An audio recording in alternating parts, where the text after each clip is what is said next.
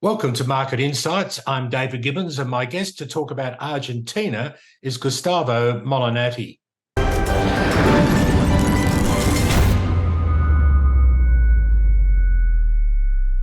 Thanks for joining us. Hi there, Gustavo. Hi, David. How are you? Thanks again for sharing this space with me. You're most welcome. We first met in Sao Paulo in 2005, I think it was. You've run scores of events in Latin America and also published the highly respected Guia del Reciclador magazine. And you're based in Buenos Aires, and I had the pleasure of meeting up with you there only a few weeks ago, my first trip to Argentina. I need to make the final count, but I think I've done near 40 events in all Latin America, different kind of events, conferences, shows, from expos to training. Yeah, it's a very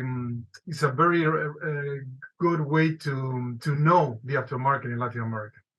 You and I together ran the recent RTVIP Expo in the Americas, and Argentina was the first stop in Buenos Aires. But it raised many interesting issues. I mean, exhibitors were telling me they were surprised by the huge business opportunities. It was probably the most well-attended of the four events, which were all quite popular, but they were surprised by the huge business opportunities.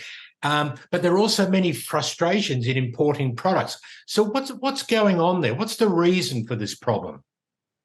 Well, let me give you some context about Argentina, a very short context. Argentina is a country with a very particular economic and political context. It's a bit difficult for foreigners to understand them.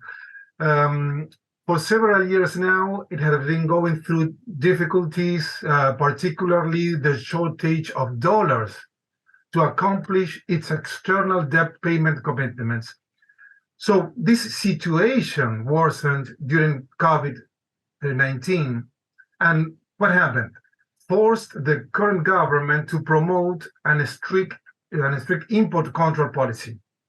So, in other words, currently, to carry out an import, all the companies, for example, all the aftermarket companies must take a series of presentations for the operation to be approved, and thus receive the necessary dollars. Many people ask, how much time can take this procedure? Well, this procedure can take between 60 days to 150 days, with the consequent uncertainty, not only if whether it will be approved or not, but also when the money will be available.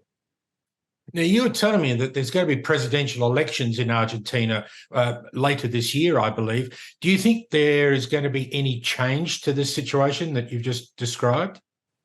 As for 2024, there will be a new government. So we have two chances. If the same political party continues, it is very likely that this situation will continue for longer. I don't know, maybe 1 year, maybe 2 years, maybe all the government period.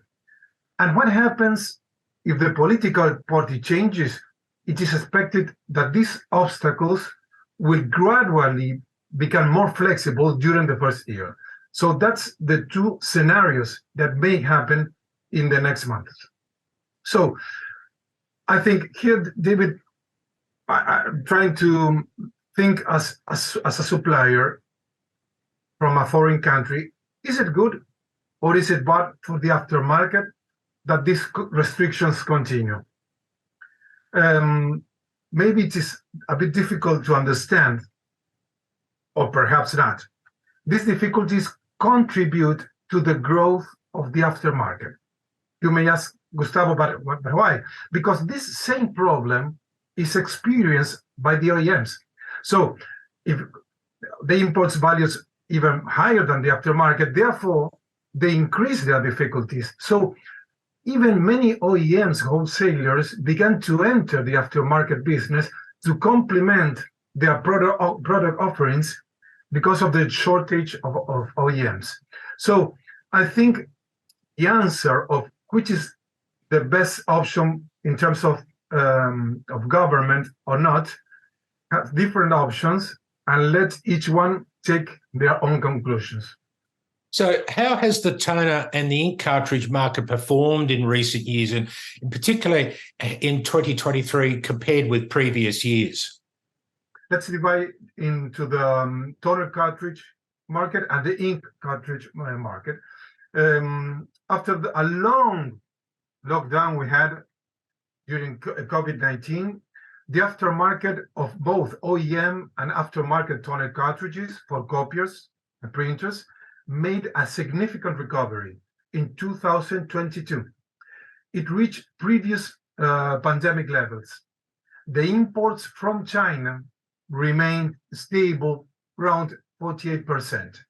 If we compare, and this information is also important, if we compare the imports of the first quarter of 2022 with the first quarter of 2023, the market remained stable, just a 10% drop.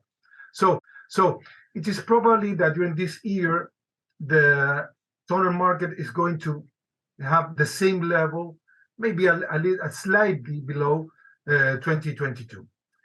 As for the ink tank market, I mean ink tank market, inks, white format, sublimation, parts, kits, it had a very, very good recovery after COVID, with very good numbers in 2022. But this year, they had a pronounced drop if you compare with the toner market. I was making some research of what happened during this year, and I found that Epson had several problems in the importations. And the difference between last year and this year are the importations from Epson Argentina. Well, thank you very much, Gustavo, for joining me today. Okay, thanks you, David, and I hope to see you soon, okay? And see you in China also, okay? My guest has been Gustavo Molinatti in Argentina. Thanks for joining us. I'm David Gibbons.